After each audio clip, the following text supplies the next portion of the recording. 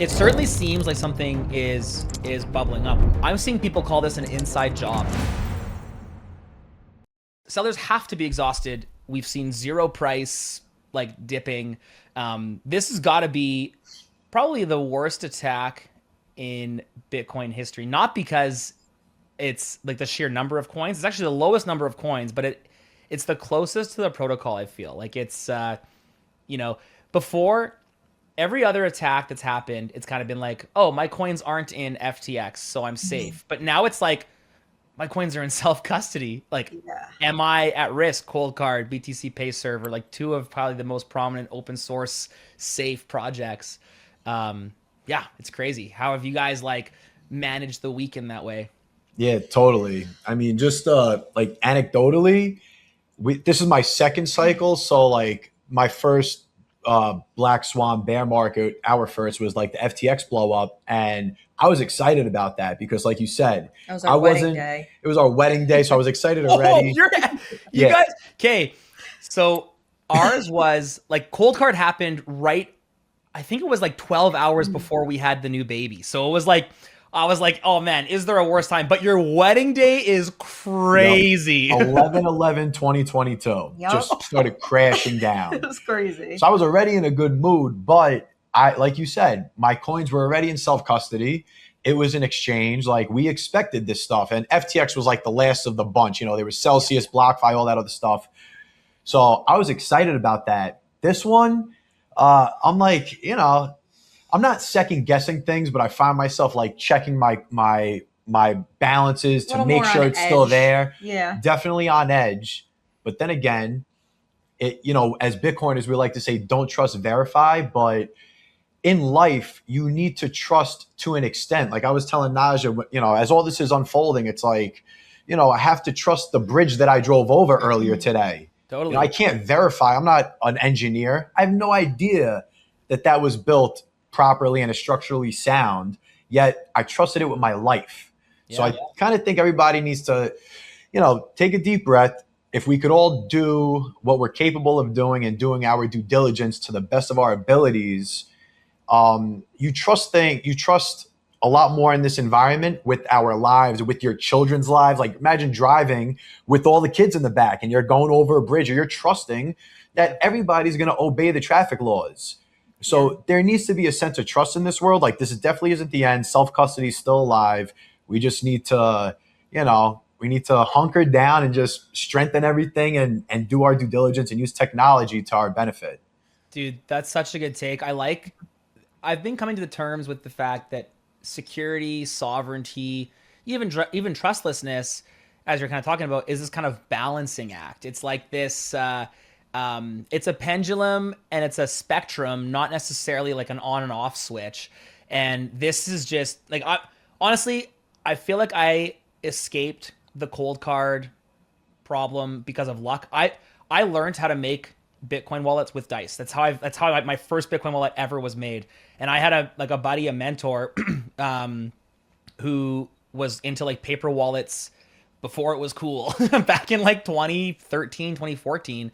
And he's the one that taught me how to roll a seed. And so as a result, I've just been rolling seeds. And even though my coins were like, or my keys were governed by a Cold Card, the dice saved me, I think. And so I feel so lucky.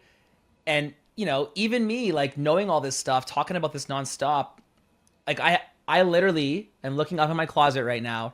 I've got 6 new Cold Cards that I just haven't set up yet. And with how crazy things have been, we've been moving, the baby, like all this stuff, man, I don't know if I would have rolled all of them. Like I may have auto-generated a couple. Cold Cards, good. I've been using them for years. Like it's probably fine. And that freaks me out a little bit. But also I think we have to acknowledge that would be that would have been my fault. Totally. And the personal responsibility that I think you're alluding to has to come into this at some point. Like, you're right. We have to trust the bridge. We have to trust the engineers. And at the same time, if you see cracks, or if there is a way to, like, not verify, but if there's a way to understand like you're not going to drive over a bridge made of paper, probably, right? It's like I'm smart enough to know that the bridge made of paper is not very good, even if it has the stamp or even if it has the whatever. And we just have to find that balance, which is a tricky thing, I think, to do. Absolutely. For And sure. and we know you're a man of faith.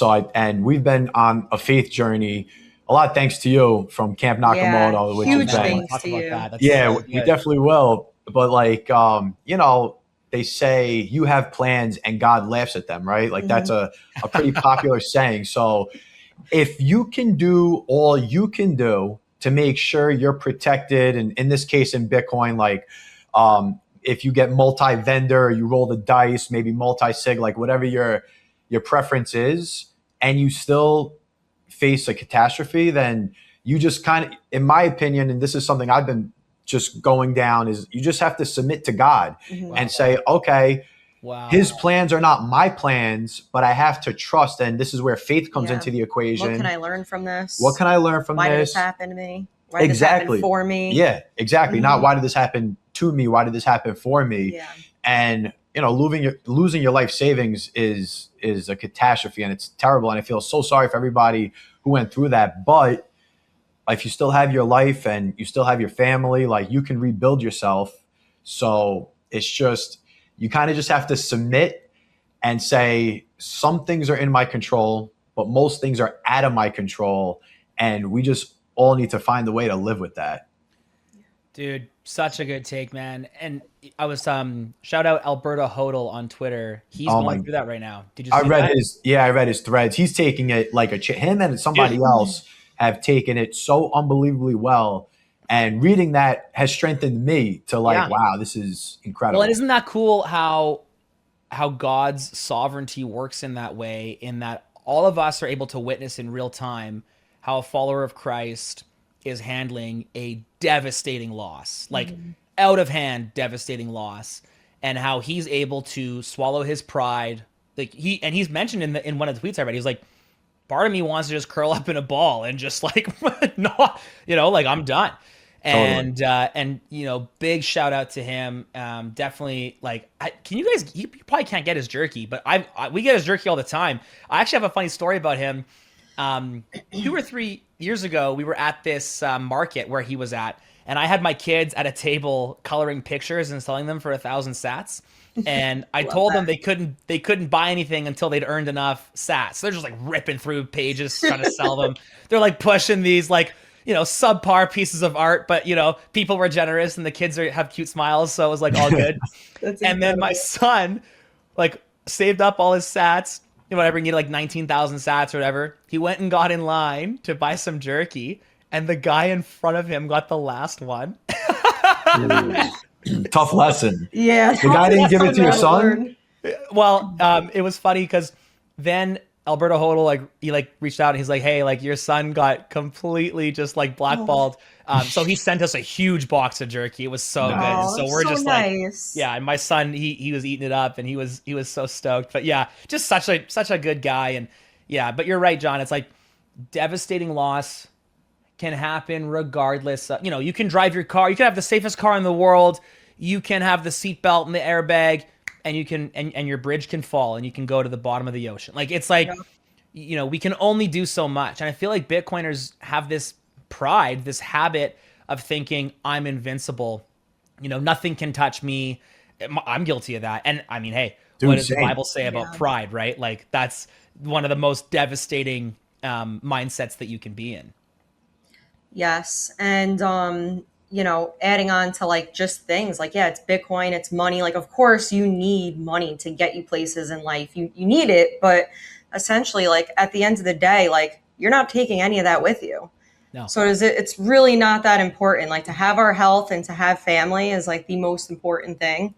I mean, when you really take a step back and think of it like that, it's humbling for sure.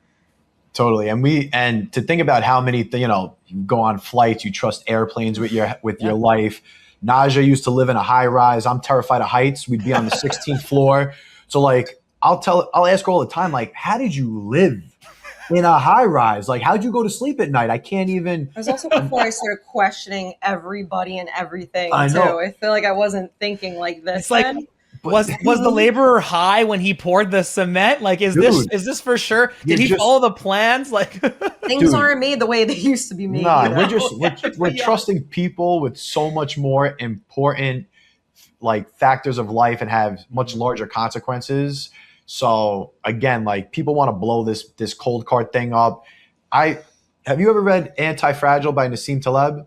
No, but it's on my list. I've heard it's really, awesome. really good book. And I like to say that Bitcoin's anti-fragile. I'm not the first one to say this, like so many Bitcoiners say it.